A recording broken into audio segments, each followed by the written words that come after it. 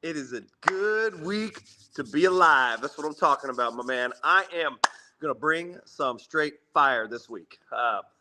Looking forward to the list of things I'm going to talk about. Might strike a nerve with some of you, but hey, that's cool. But today, I got to build a foundation. I'm going to build a foundation for you. So if you're watching this on replay, if you're watching this live, let me know. I love the comments. I love to see when people pop on here. I like to see when Facebook actually shares my video with folks. So what I want to talk about today is I've been doing lives for years now, and it always seems like on this day, on Martin Luther King Day, I talk about this subject because it was very, very traumatic to me, and some of you don't know my story, but I want to tell you my story. So good morning to everybody that's hopping on there. Thank you so much for the comments. I can't see names for whatever reason, so you can be like, hey, this is Chris if you want to, and I'll know who you are, but I can't get that thing figured out with this new app that my app puts this video in multiple places, so that's what's going on with it. So anyway, but I do love the comments, so keep them coming. All right, I'm going to paint a picture for you. I was 13 years old. I don't know what year that was. It was a long time ago. I was right up the road, Maple and Tyler. And my dad was off work today, and we loved to hunt. We love to hunt, love to shoot, those kind of things. And Dad's like, hey, let's go to this gun store and just fart around for a while. Let's kill some time.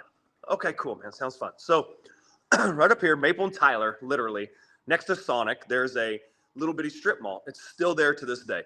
And back then, it looked the exact same almost, except Sonic looked old, right? Well, there was a little gun store in there. It was tiny. It was, I don't know, 800 square feet. This was not a big place, but you walked in and the guy had guns and there was a case up front that he stood behind, had a bunch of handguns and stuff. And then if you looked out the window or looked out the door, cattywampus was the Quick Trip, right? So if you guys here in Wichita, you know Maple and Tyler, that liquor store used to be a Quick Trip. Quick Trip wasn't on the side that it is now. And so, man, I'll never, ever forget this experience. So my dad's got a pistol and he's looking out the door like this, and I see a couple of guys, and listen, I have memory loss, and I remember this shit vividly, right? So, because it was traumatic, and I saw these dudes walk by in ski masks and hoods, and ironically, it wasn't as cold as it is today, and I thought, man, that's kind of weird. Next thing you know, these two dudes come in, and they fucking arm rob us. My dad is pistol to pistol with two thugs wanting to rob us, and chaos ensued. They come in, get on the motherfucking floor, I'll blow your motherfucking brains out, blah, blah, blah, blah, blah. And I'm 13, right? And I just remember standing there and getting cold and just thinking, oh my God. And I'll never forget my dad. And I love him to death for this because Dad's a non-vet. Like if I wouldn't have been with my dad, I don't know that he would have lived that day because he would have probably tried to fight these guys, just knowing my old man. And so he came to the side and they said, lay down, get on the fucking ground. And dude, I remember it clear as day. So he lays right on top of me, literally lays on me like a blanket. And he just whispers in my ear and he's like, TJ, just pray. And for whatever reason, all I could say was, please God, please God, please God. I said, please God, 5 million times in a span of whatever time that was. They couldn't get the cash register open. Alarm went off. My mom's on here. Mom knows this day. And so literally they put a gun to my dad's head and we'll blow your fucking, dude, like over and over again. I'm like, we're going to die. My dad's like, we're going to die, man. Long story short, we got out of that thing. Thank God. But I want to tell you the effects it had on me. The effects it still has on me. That trauma fucked me up bad, man. Like, for years, this is back when you had to go in and pay for gas at Quick Trip. You couldn't do it at the pump. You know, mom, dad want me to go and pay. I didn't want to do it, man. And as I got older and as a teenager, I was nervous. It altered the way I functioned in the world for the longest time. And truly was my martial arts drive, to be quite honest with you.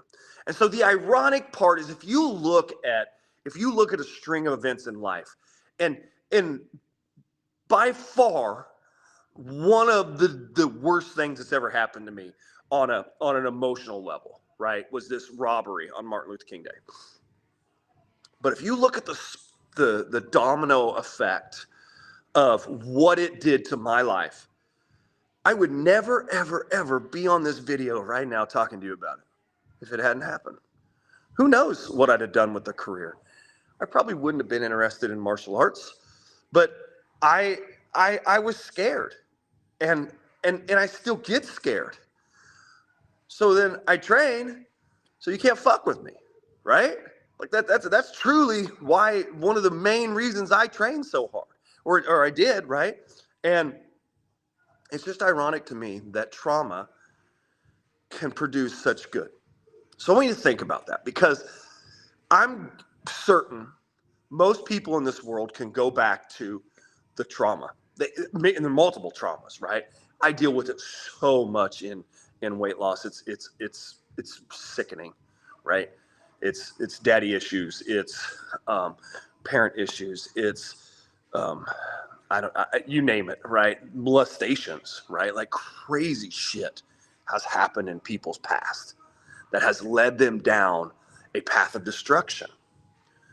So I can't fix that. I can't fix the fact that you got fucked up when you were a kid. I can't fix the fact that those two motherfuckers came in and put guns to my dad and I's heads.